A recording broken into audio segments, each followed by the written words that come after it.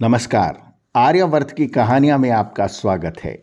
हम पढ़ रहे हैं श्रीमद् भगवद गीता का 16वां अध्याय देवासुर संपत विभाग योग, जिसमें भगवान श्री कृष्ण बड़े विस्तार से आसुरी प्रवृत्ति वाले व्यक्तियों के गुण बता रहे हैं। अब श्लोक क्रमांक 21 से त्रिविधम नरकसेदम द्वारम नाशनमात्मानः कामः क्रोधस्तथा लोभस्त स्मादेत्रयम त्यजेत। काम, क्रोध और लोभ ये 3 नरक के द्वार हैं। ये हमारा सर्वनाश कर डालते हैं, इसलिए इन तीनों का त्याग करना चाहिए।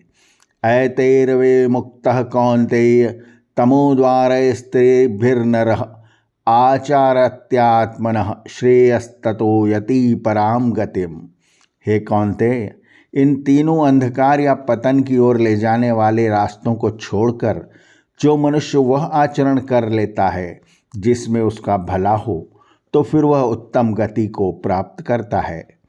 यह शास्त्र विधि मुत्सृज्य वर्तते कामकारतः न स सिद्धिमवाप्नोति न सुखम न पराम गतिम।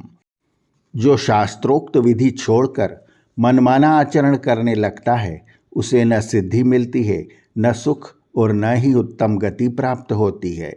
तस्मात् शास्त्रम प्रमाणम ते कार्याकार्य व्यवस्थितो ज्ञात्वा शास्त्र विधीनानोक्तम कर्म कर्तुमिहार्हसि। इसलिए कार्य अकार्य व्यवस्थिति का अर्थात कार्य अकार्य करने का निर्णय करने के लिए तुझे शास्त्रों को प्रमाण मानना चाहिए। शास्त्रों में जो कहा है उसे समझकर इस श्लोक में कर्म करना उचित है। इस श्लोक में जो कार्य अकार्य व्यवस्थिति शब्द आए हैं उनसे यह स्पष्ट होता है कि गीता का निर्देश कर्तव्य शास्त्र और नीति शास्त्र को भी ध्यान में रखने के लिए है। ध्यान दें कि भोग की इच्छा को लेकर काम तथा संग्रह की इच्छा को लेकर लोभ आता है। इन दोनों में बाधा पड़ने पर क्रोध आता है। ये तीनों ही आसुरी संपत्ति के मूल हैं। सब पाप इन्हीं से होते हैं। देवी संपत्ति और आसुरी संपत्ति वालों का वर्णन हम पढ़ चुके हैं। अब हम स्वयं अपना मंथन कर सकते हैं कि हम किस श्रेणी में स्वयं को पाते हैं। हमें अपने स्वयं का अवलोकन करना है, आत्म अवलोकन। औरों को हम भले ही धोखा दे दें पर स्वयं को धोखा नहीं दे सकते, अपनी आत्मा को धोखा नहीं दे सकते।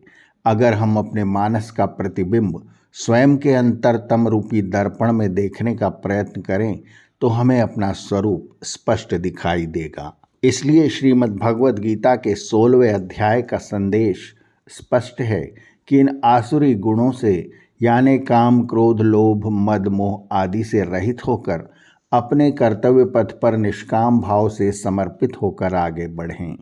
इति श्रीमद् भगवद गीता सूपनिषत्सु ब्रह्म विद्यायां योग शास्त्रे श्री कृष्णार्जुन संवादे देवासुर संपद विभाग योगो नाम षोडशो अध्यायः। यहाँ पर श्रीमद् भगवद गीता का 16वां अध्याय समाप्त होता है। अगले अंक से हम पढ़ेंगे श्रीमद् भगवद गीता का 17वां अध्याय श्रद्धात्रय विभाग योग। आर्यावर्त की कहानियाँ चैनल को सब्सक्राइब करें और बेल आइकन के बटन को दबाएं ताकि हम जब नया वीडियो लेकर आएँ तो उसकी सूचना आपको तुरंत मिल जाए। धन्यवाद। नमस्ते।